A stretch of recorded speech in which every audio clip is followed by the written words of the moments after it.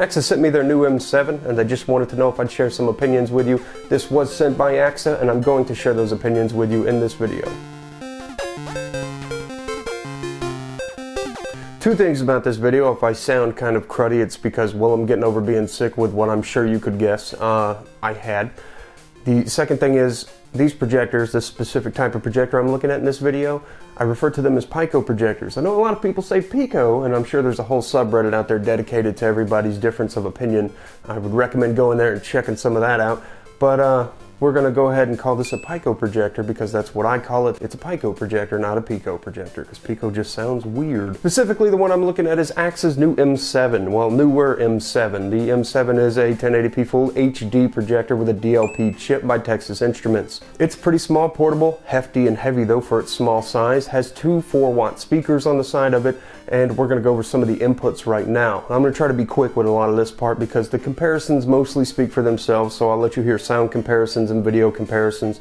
If you want to skip to that at any time, feel free to go for that. On the top you have simple capacitive touch controls for while you're on the projector in case you're not using the remote. Arrow keys for up and down, left and right, OK to select. On the left hand side we have two buttons for focus, to focus in and out of focus. It's pretty obvious, but I'll say it anyways. You know, one direction to another direction until you find where you can read and see things. Second, you have a 3.5mm audio jack. This is an audio output jack so that you could plug it into headphones or a better speaker most likely, and enjoy the audio of the content of which you are watching. Now the second one's pretty neat. It's a 3.5mm AV jack, and what that is, and they include this with the projector, is little composite cables. Let's say you have an old console like a Wii or an SNES or something. You should be able to plug in their adapter and then the composite cables to that so that you can enjoy your experience on your retro gaming that way. I'm sure there's other uses for it too, but that's the first one that came to my mind, and yeah. Now there's a USB Type-C, but let's cover something about this USB Type-C real quick. This USB Type-C is also supposed to be DisplayPort out, and I've had some issues with this. Now I may take this part out or change it so if the video looks funny later, like it came from another part in time, it's because I'm working with AAXA to try to understand why the mirroring version of it is not working. I followed the book to a T. I have a laptop that I use a portable monitor with USB Type-C DisplayPort,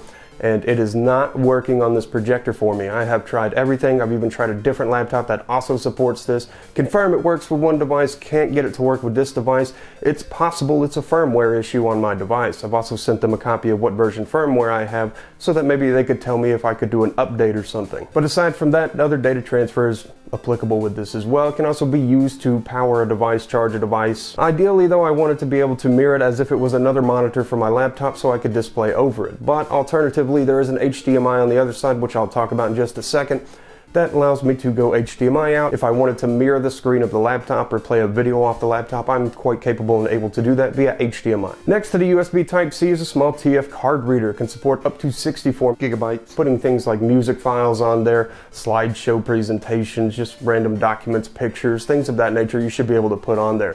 On the back of the projector is the fan exhaust out, and I'm going to make a quick note about this too. When this projector is not in eco mode, that fan is quite loud, so be prepared or be warned about that. If you end up doing a mounted placement where it's above head, using the 3 mounted screw mounts, and it's above your head inside of a small theater room or something, if that fan is going, man, you are gonna hear it. It is definitely an unfriendly loud fan. But while in eco mode, it's pretty silent. Next to that fan exhaust is a 3-way switch. This switch goes between charging, on, and off. On the right hand side is the DC power input where you would plug in the projector to receive said charge or to power it.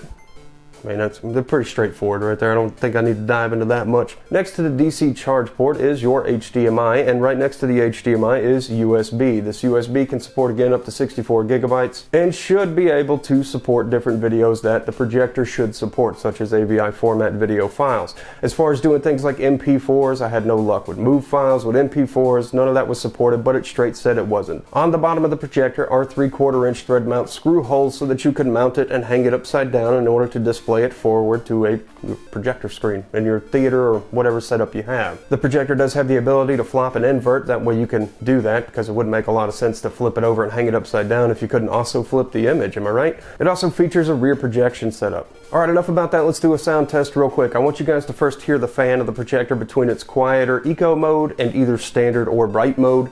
You can't use bright mode without it being plugged in, but you can use standard mode.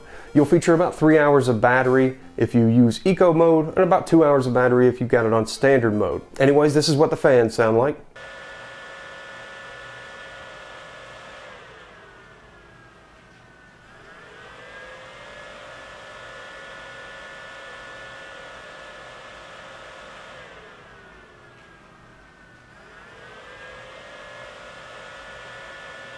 And now let's do a small speaker test. Now, I picked a range here in which the AAXA is definitely probably going to sound like on the lower end to you. And some of the problems I have with the speakers is they break quite easily at lower volumes. I compared it with XGIMI Mogo's renowned internal speaker to give you a good reference of another Pico projector that has good sound to compare with the AAXA one, and then to compare with desktop audio speakers, my Audio Engine A2 Pluses.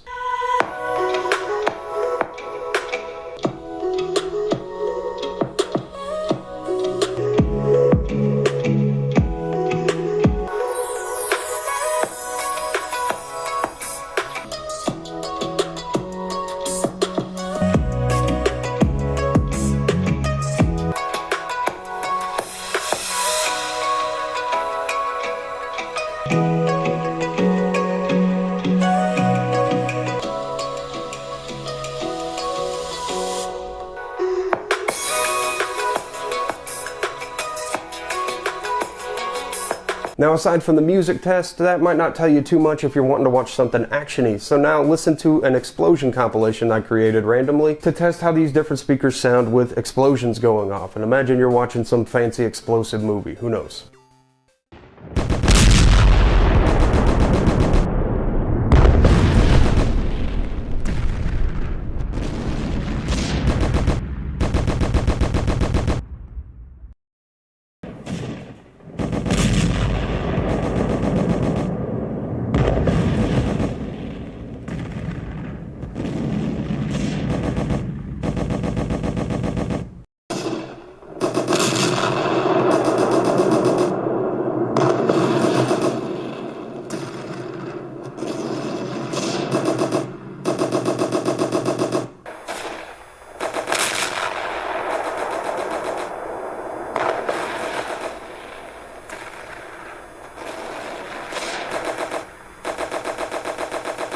The next test we're going to do is a side-by-side comparison, where I definitely think AAXA puts XGIMI in the grave because AAXA just looks a lot better with the M7 here.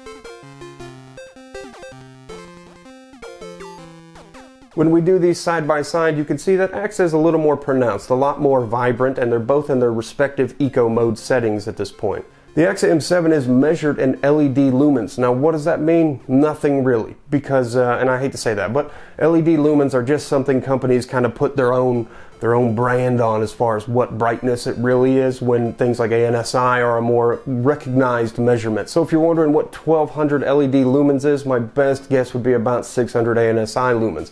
LED lumens are based on perceived brightness, which it sounds as rhetorically ridiculous as you might think, but a lot of companies will do that. And the perceived brightness, when you see it in person and actually get to look at it, I get it. I mean, I see it. It's a vibrant, bright, beautiful looking little projector. I'm just not a fan of the measurement using LED lumens, which have no real governance or a place on the scale of actually measuring the brightness of something outside of an in-house measurement. I mean, that's just the truth. But if you were to compare it with something, you're looking at about 550 to 650 range ANSI lumen rating That would be my best guess comparing these two. So 1200 LED lumens, about 5600 ANSI lumens, which, don't get me wrong, is plenty bright. If you could tell in the room that I'm using, there's 9 windows with daylight coming inside. We're still able to see imagery pretty well. We're going to compare it against my ultra short throw LG PF1000U, and you can kind of see a difference there. Now, the PF1000U has been running a lot for the last couple of years. It's definitely been a real staple for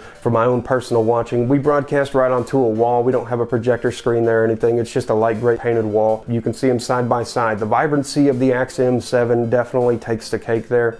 I think that the overwashed brightness of the settings of the PF1000U, at least in this test, make it a little less desirable to look at. But to give you a comparison, there's something to take a look at right there and see what you think. Now, the remote for the M7 is nothing spectacular, and it features one of the things I hate the most, which is an IR sensor, and you have to have rear access to the projector to use said IR sensor. So if it's hanging overhead in a small theater room or projector room, whatever you have it set up in, it's going to be a little difficult. You might have to reach over your shoulder and try to bounce a signal up there in order to get it to register said signal to the projector. The menu is pretty intuitive and straightforward. There's no smart features on this projector whatsoever. Using something like a Roku stick, Apple TV, Fire TV, you might want to go something with this route. There are no smart features on there. My ending thought is it's great image. It has a great image. If you've got a couple things to pair with it, some different sound devices, better speakers, you've got a portable device that you want to use in order to cast to it, such as putting a Roku in there and casting something from your phone to that Roku.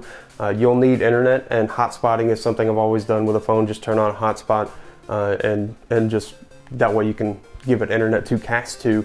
That's what I usually do when I take my projector somewhere. But overall, I've been pretty happy with what this is capable of doing without trying to do too much. Anyways, I hope that kind of makes sense to you. It's just nice that it's a simple, straightforward projecting device that you can just plug into and enjoy pretty much right away. Anyways, you guys have a great day, night, whatever it is, and I'll see you in the next video I do.